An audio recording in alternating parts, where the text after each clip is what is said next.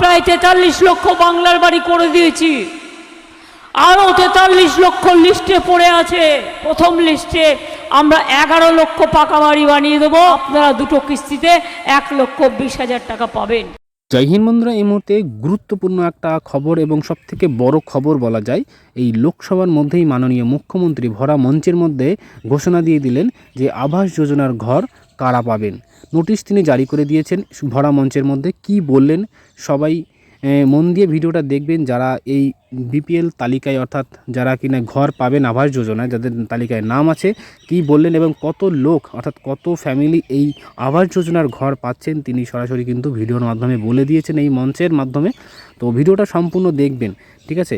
কি বললেন তিনি এবং কারা পাবেন, কাদের কি করতে হবে, সমস্ত বিষয় কিন্তু আজকে এই ভিডিওর মাধ্যমে তিনি কিন্তু বলে দিয়েছেন। তো ভিডিওটা সম্পূর্ণ দেখবেন। আমরা প্রায় 43 লক্ষ বাংলার বাড়ি করে দিয়েছি, আরও 43 লক্ষ লিস্টে পড়ে আছে। প্রথম লিস্টে আমরা 11 লক্ষ পাকা বাড়ি বানিয়ে দেবো। আপনারা দুটো কিস্তিতে 1,20,000 টাকা পাবেন। বন্ধুরা, শুধু আবাস যোজনায় নয়, এর সঙ্গে আরও অনেক প্রকল্পের তিনি নোটিশ এখানে জারি করেছেন। তো কি কি নোটিশ তিনি জারি করেছেন এবং কোন কোন প্রকল্পের মাধ্যমে মানুষ কোন কোন সুবিধাগুলো পাবেন, সমস্ত বিষয় কিন্তু আজকে এই ভিডিওর মাধ্যমে অর্থাৎ এই মঞ্চে কিন্তু তিনি বলেছেন। তো ভিডিওটা সম্পূর্ণ দেখবেন এবং চ্যানেলে নতুন হলে আমাদের এই চ্যানেলটায় সাবস্ক্রাইব করবেন, কারণ এইরকম গুরুত্বপূর্ণ আপডেট আপনাদের সামনে কিন্তু আমরা নিয়ে আসি। তো চলুন সম্পূর্ণ ভিডিওটা দেখুন, আর আপনার এই বক্তব্যের উপরে কি মন্তব্য সেটা কমেন্টসের মাধ্যমে জানিয়ে দেবেন। আমরা 2021 ইলেকশনের আগে বলেছিলাম লক্ষ্মীর ভাণ্ডার করব, আমরা করেছি, মা বোনেরা করেছি, না বললে বলবেন না করেননি। লক্ষ্মীর ভাণ্ডারে টাকাও বেড়েছে, 10 লাখ টাকা করে স্টুডেন্টদের স্মার্ট কার্ড করেছি, কৃষকদের 10,000 টাকা করে ভাতা দেওয়া হয়, আদিবাসীদের পেনশন দেওয়া হয়, জয় জোহার, তপশিলি বন্ধুদের দেওয়া হয়, সেলফ হেল্প গ্রুপকে হেল্প করা হয়। আপনাদের প্রত্যেকটা জেলায় জেলায় আমরা বিগ বাজার তৈরি করে দেবো, যেখানে সেলফ হেল্প গ্রুপের মেয়েরা তাদের জিনিস তৈরি করে নিয়ে তারা বিক্রি করবে, তাদের ইনকাম বাড়বে।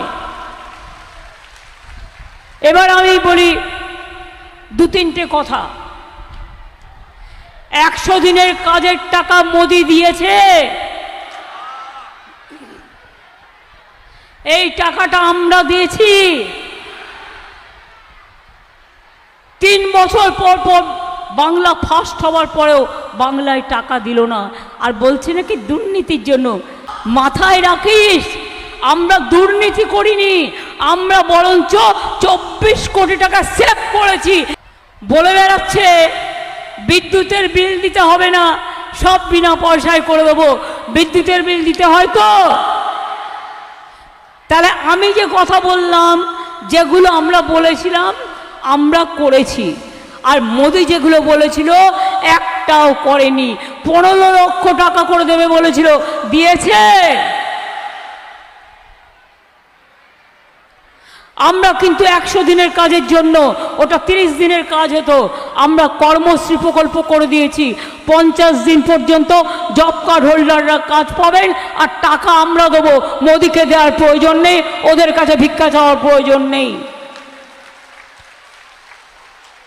আমরা প্রায় 43 লক্ষ বাংলার বাড়ি করে দিয়েছি, আরও 43 লক্ষ লিস্টে পড়ে আছে। আজকে 10 বছর ধরে আমি শুধু বলবো, আমাদের তো অত সামর্থ্য নেই, আমাদের 1,74,000 কোটি টাকা মোদিবাবুরা দেয়নি, আটকে রেখে দিয়েছে।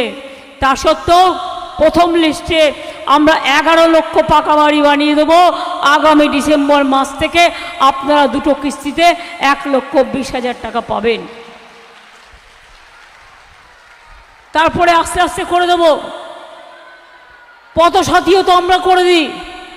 এবার বলুন, মোদিবাবু বলেছিলেন সবার পকেটে পকেটে 15 লক্ষ টাকা করে দেবেন, পেয়েছেন? 50,000 টাকা করে পেয়েছেন। কাজেই মনে রাখবেন, ওরা যেটা বলে করে না, আমরা যেটা বলি করি। এনআরসি করতে দেব না বলেছি, করেছে, আমরা করতে দিয়েছি। মরে যাব তাও যাব না। কে করতে দিয়েছি দিইনি। এখন ইউনিফর্ম সিভিল কোড নিয়ে এসছে যাতে তপশিলীরা অস্তিত্ব হারায়, আদিবাসীরা অস্তিত্ব হারায়, ভূমিজরা অস্তিত্ব হারায়, আমরাও অস্তিত্ব হারাই। কোনো হিন্দু মুসলমান শিখ খ্রিস্টান কারো কোনো অস্তিত্ব থাকবে না। হাতা ঝন্নার খেলনা হবে, হাড়ি কড়াইয়ের খেলনা হবে, ফুটবলের খেলা হবে, ছৌ নাচের খেলা হবে, ধামসা মাদলের খেলা হবে, আর্চারির খেলা হবে।